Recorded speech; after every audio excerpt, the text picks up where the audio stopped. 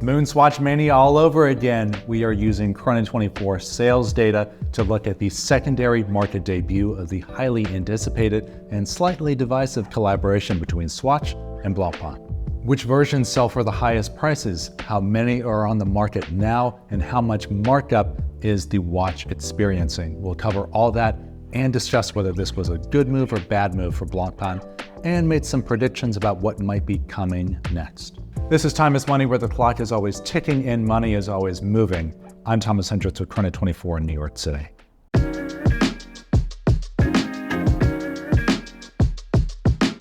Everybody's talking about the watch, but it doesn't have a nickname yet.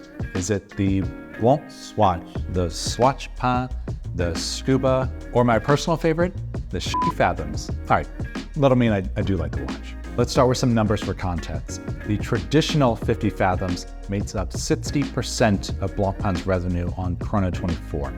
But Blancpain only has 2/3% of revenue share on Chrono 24 overall, and only 4% revenue share when isolating for the Swatch group. So the 50 Fathoms, one of the most important divers of all time, is still a small fish in a big pond. This made sense, of course, as Blancpain is a niche brand that produces a drastically lower volume than, say, Omega, Tissot, or Longines.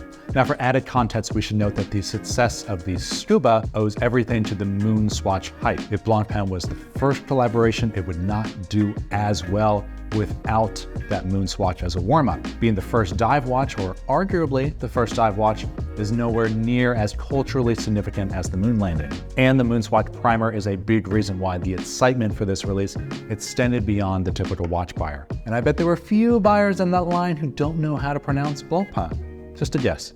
All that said, people are excited about it, and when high demand meets low supply, you get higher prices on the market. Now, at the time of recording, we have just about 400 of these on Chrono 24. The retail price is about $400 US, and the secondary market prices on Chrono 24 currently range from roughly $600 on the low end to about $1,700 on the upper end. Some are asking for more than that, but hey, that's an asking price. We've sold a little less than 100 so far at the time of filming, but these haven't been out for not even a week at this point. But even that small sample size has provided some interesting insights. Now, there are 5 versions of this watch available, each one named after one of the world's oceans.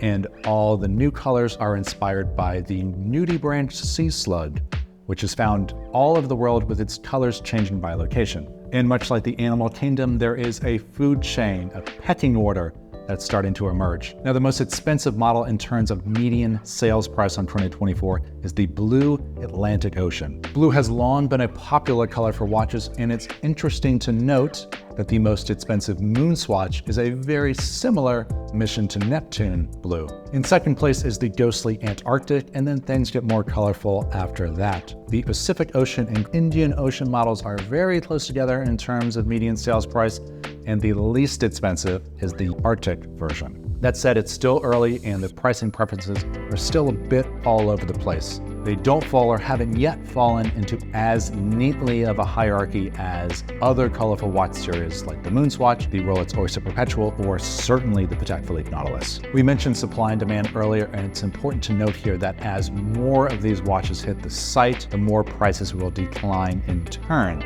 So whether you want to buy one in person at a boutique or on the secondary market, patience will be key.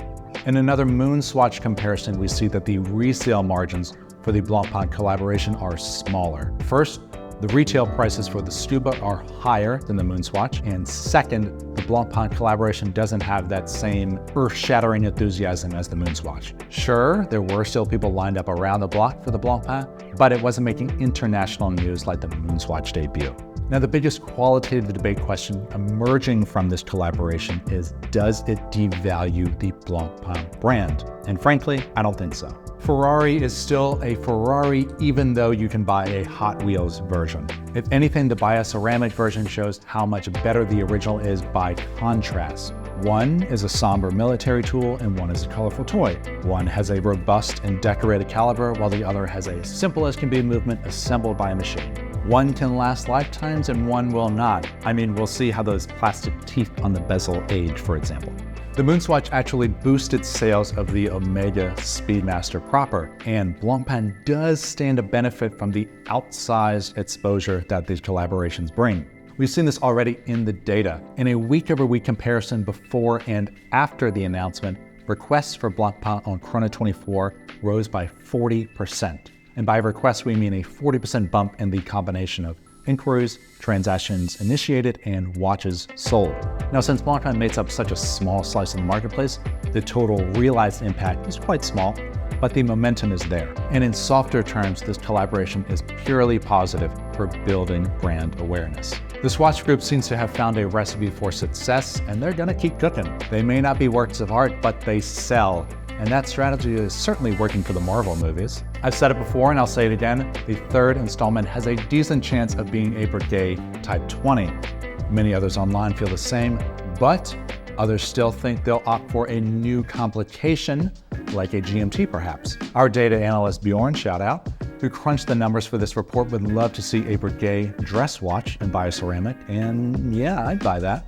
The key ingredient here has got to be the pricing differential. Making an affordable version of an already affordable Longines or Tissot would just cannibalize sales. And the Swatch Group is already very deliberate about having each brand operate in its own unique price segment. As we say in the biz, only time will tell. Drop a comment below with what you think will be the next Swatch collaboration, and feel free to get a little creative. Thanks for watching Time is Money, where time only moves in one direction, but the market does not. I'm Thomas Hendricks of Chrono 24 in New York. We'll see you next time.